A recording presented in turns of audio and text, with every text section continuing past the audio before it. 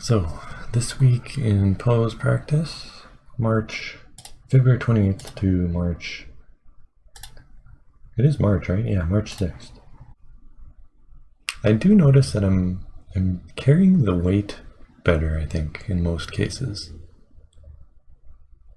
I've been paying attention to that for the past few weeks. Like, things just seem to make sense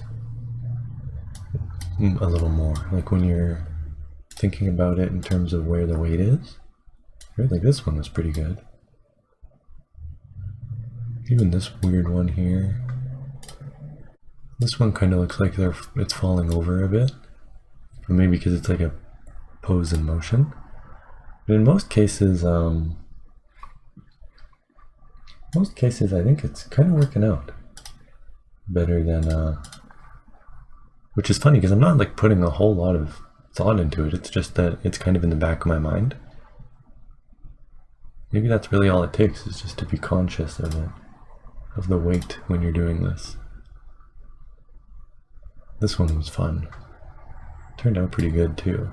Foreshortening is another thing that's kind of comes into all of this. I feel like I'm just gonna have to pick it up naturally over time. Things like this, where the legs are coming forward. I'm just gonna pick it up naturally over time. Before I started this, I really didn't understand it at all. And then here's today's. Yeah, I am pretty long though. I tend to notice, or I'm noticing that I tend to do things a little long. That might just be the nature of the mannequin kind of system that I'm doing.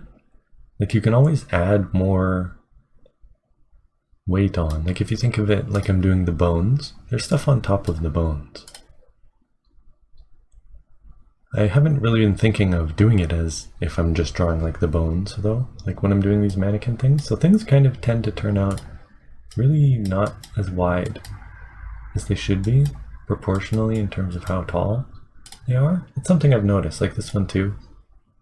Torso is a little thin, so that's another thing I've noticed lately, but anyway. On to what I want to talk about. Like if you think about this one, for example,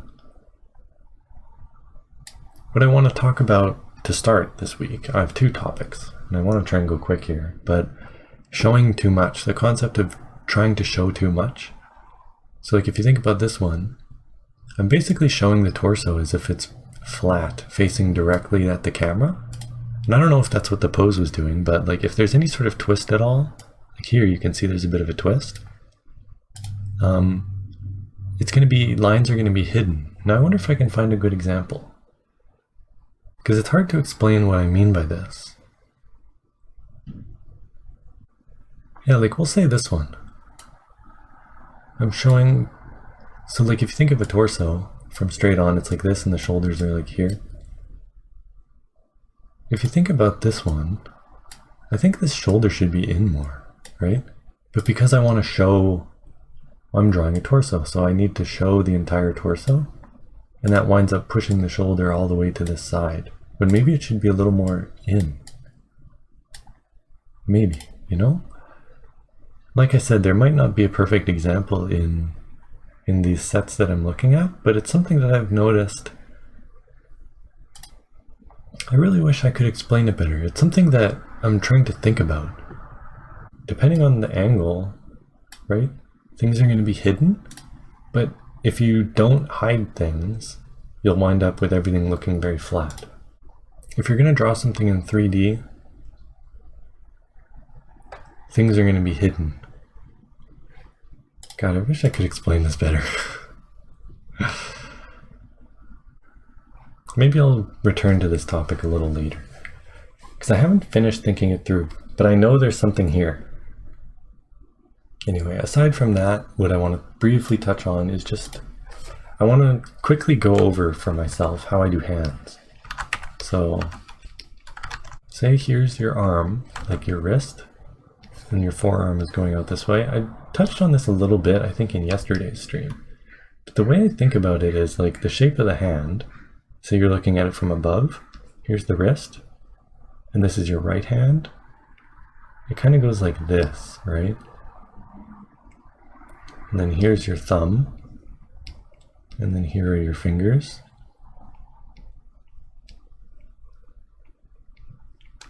Something like that. But the thing I want to think about is how to draw that from the side. How much down does it go? Because it kind of dips down, the thumb part. It's like this maybe. And then the top goes further. I don't know. Today's kind of a rambly session where I'm just trying to think about. There are a couple things on my mind that I want to think through a little better. Like, this is kind of how I think about doing hands. So it kind of comes out a bit and then in more, and then here's the knuckles. And then your hand is like this, right?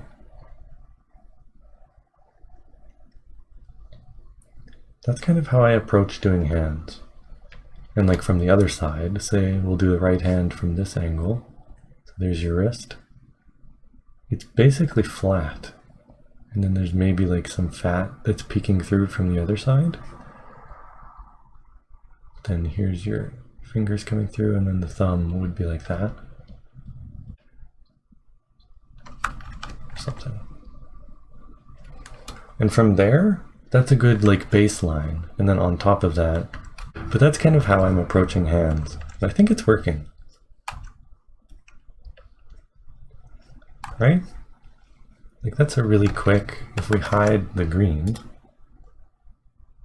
it gives you like an easy framework to work from. This kind of shape.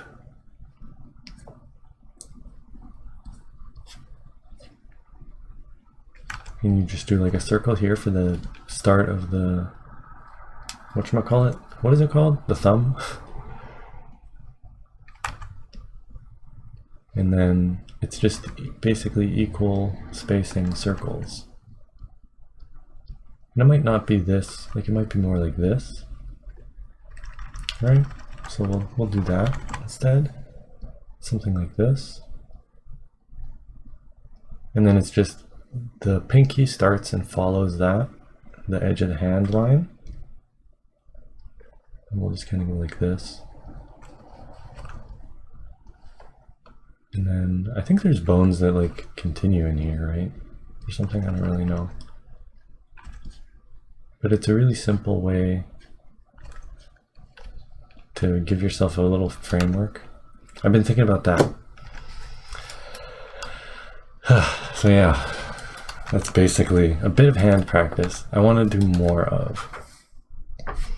But it's kind of in the back of my head these last couple of days, so I'll practice that some more.